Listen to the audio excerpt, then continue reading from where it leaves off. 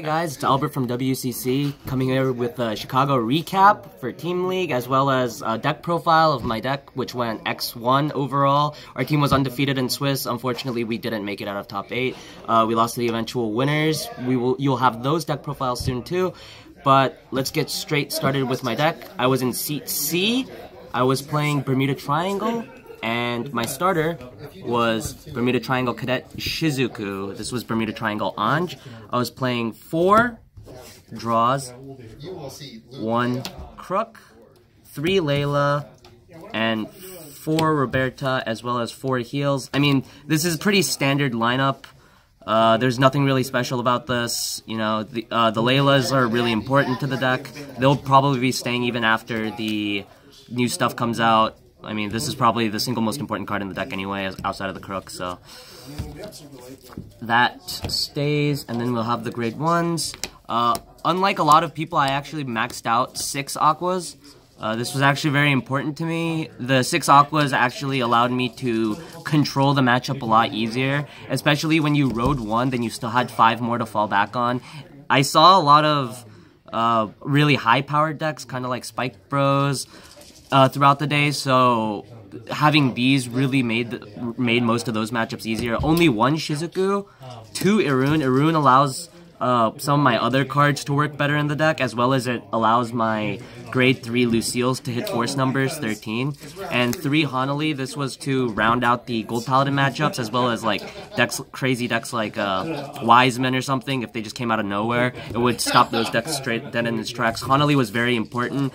Actually, I opened 2 of these against Victor, played them turn 1, and the Victor player just lost right there. So, I mean, Hanali was just a very important card throughout the whole day, and so, I mean, it definitely was important. It'll probably get cut down after the next set, but 2 to 3, definitely a staple. 4 Sandy, staple, obviously. 4 Shiratsuyu, staple. You have to see the grade 3s in this deck, so. And then 2 Ranfa. One of them's not here, because I was borrowing it for the tournament, but the Ranfa is another key card. Again, it works really well with Irun. Anytime a card, as long as you have a Tiro Vanguard, as long as a card is put into the bottom of your deck, so for Tiro's Skull and for Irun's skill, it'll restand for Counterblast 1, Soul Blast 1. So if your opponent rushes you in, you can actually counter rush them with Ranfa. It's actually broken. I was sent to 5 against a Pale Moon player, while my opponent was at 0, and I still managed to pull it out of the fire because I used Crook, Ranfa, Irun Ranfa, and Tirua's skill to just push their face in straight into the ground with Ranfa. So between Ange's draws to get defense and, like, for instance, the Sandys, your heals, and your Aquas, and Ranfa just pushing their face in, you should be able to out-aggro most matchups. And then grade 3s, obviously 4 Ange, like the best card in the deck, 3 Lucille, 3 Twa, and 1 Riviere. Twa also pulled a lot of games out of the fire for me, even going second. If my opponent couldn't get to 3, or for some reason like wanted to stay at 2 for a turn because they wanted to contest first stride, I could just go Twa, ride the Lucille on top of the Ange, which I would ride first to get the bounce draw, and then just stride Riviere on top of the top idol, thanks to Twa's effect. And then if I swung Twa first and didn't hit a trigger, then I could also use Twa's skill when the Riviere stride swung, restand it, and then my opponent would have to deal with 4 attacks that turn, X triggers, and then would be staring down a stride turn to the face with, 4 attacks. It would put them so far behind. This combo was so important, especially going first. It would blow out matchups, but even going second, potentially, like, just being able to stride by putting a card back into deck, it would be a better Sabreeze. Overall, just super important. It's also a stride fodder, so that happens too, but this combo was actually extremely important throughout the day, and so highly recommend 3-1. Even post the new stuff, highly recommend 3-1. I think that you can't run less than 3 of those. G-Zone, 3 Ellie, double Citron, 1 Sandy, 1 Megiddo, 1 Final Priscilla, 3 Tirua, 2 Alk, 2 Shizuku, and 1 Riviere. I'm sorry that this is an SP, actually, though. But, yeah, again, the Riviere stride's just for that play. Tirua is your best stride. Alk is there. We only run 2 Harmony, but if you happen to draw the 2, it's actually a great multi-attack engine. Shizuku's there to pull you out of the fire if you're stuck on the Riviere, or if you have to ride a Lucille or something. Megiddo's obviously there, just in case that you want to do the multi-attack plays to finish them off. 3 Ellie's a staple. Double Citron is there if you want to play the Hanali mid-battle phase, if they can retire it for some reason. And Sandy's there to help you hit the GB8 if need be. This is pretty straightforward. One thing to note, though, actually, one of the biggest reasons we dropped out of top 8 was because some memes coming, but I actually miswrote. My deck list was miswritten in top 8, where I only wrote a 14-card G-Zone and I forgot to write the Shizuku, so I took a game loss. Considering I'm a judge, and I've also been a head judge, and I've actually been memeing every time that I've done deck check that everyone is about to get clapped by these deck checks, and I actually got clapped by the deck check. Yeah, guys, can't really pull a Kaiba and say, screw the rules, I have money. I got screwed by the rules. I didn't have enough money. I lost the deck check. Going undefeated in top 8, losing to deck check. Yeah. It's actually a great achievement, kind of. I went undefeated in top 8, lost the deck check. So, who'd I really lose to, right? Who really lost there? But yeah, that is how that cookie crumbled. So, moving on to matchups, I actually played a lot. I had played a decent amount of meta. I saw GP, again, I only lost one match in top 8, and that was also to the player that I would have played in top 8, Phil. It was the mirror. I lost the dice roll, so there wasn't really much I could do about it. Like, once you lose the dice roll in the mirror, you can't really attack your opponent. And your opponent has free reign to do whatever he wants to you. Mostly because once they get onto grade 3, they can create a full board and rush. But you're so far behind at that point, if you create a full board and counter rush to them, they'll just bounce your board and go +4 on their turn all the time. So I kind of had to stay on an empty board for the first stride turn, just so that I could get the, just so I can get the draws off of him, but he could only get the searches. And so we were kind of in that position instead of like letting him just turbo me out. Even then, I pushed him to 5 and nearly nuked out his entire hand. But then he went Megiddo after I'd blown all 3 of my Hanalis and killed me then. So it was unfortunate. I mean, it was a great game though. It was a very close game. But both him and I knew what decks, like our decks inside out. At the halfway mark, like when the game didn't matter because both of my teammates had won, we legit played open hand. So we just showed each other our hands and just played from there. It was one of those kinds of games. We'd been playtesting, we've been sharing our knowledge through the entire time. So like neither of us really cared who won the game then. It was just unfortunate that we couldn't actually play it out in top 8 just because we were both good friends. But we did roll for it. He won the die roll again. So I mean, kind of would have lost anyway, I think.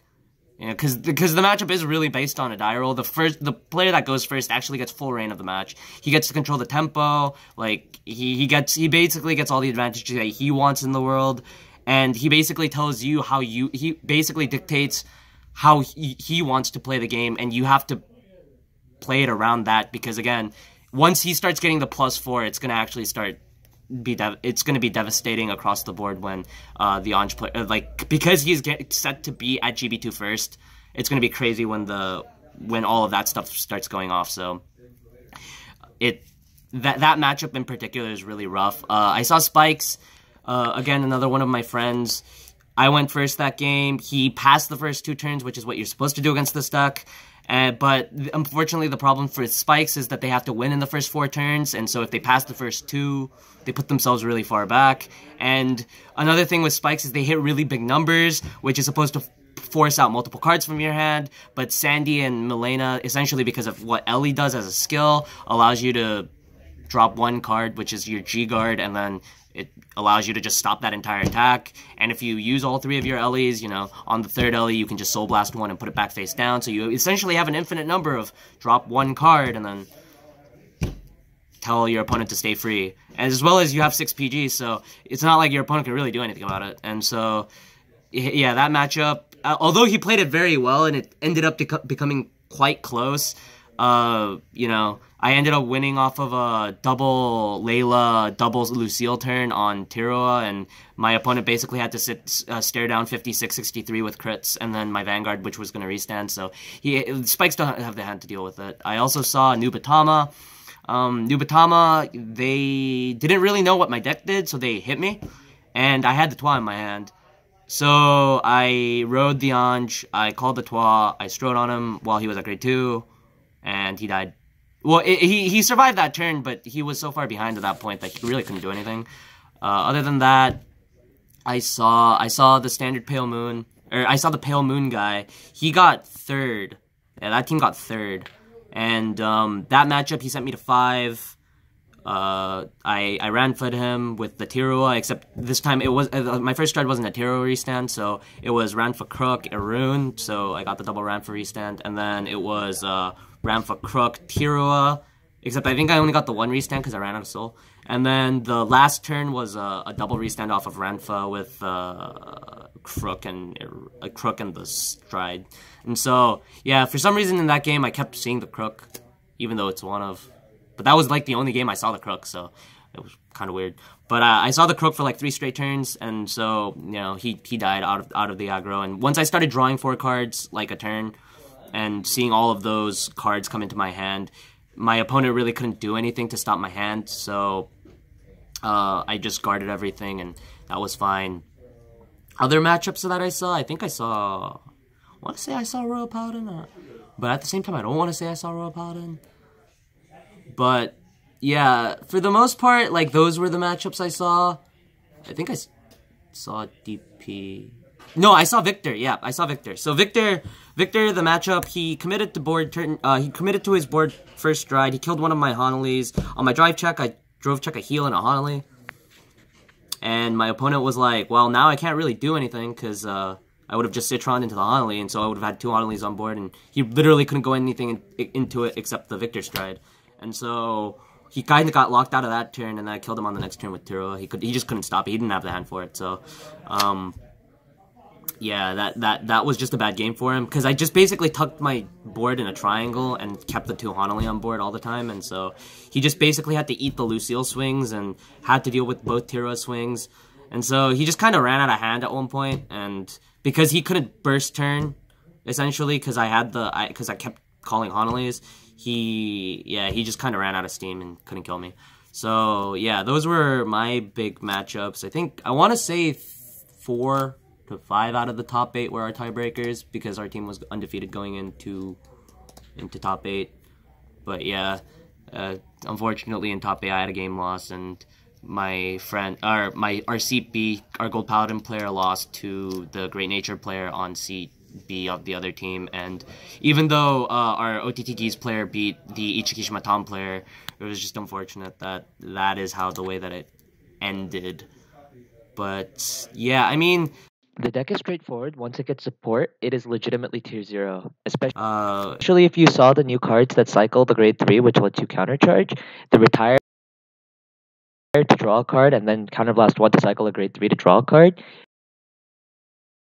You not only now have crazy extra draw power, but you can now cycle grade 3s to countercharge. You have the grade 2 from the trial deck that either lets you +1 or get a soul charge off to fuel soul. You also have 10k triggers. I mean, I wouldn't be surprised if this deck is running 11 crit 1 draw with 5 PGs. Yeah, this deck is about to get crazy in the long run.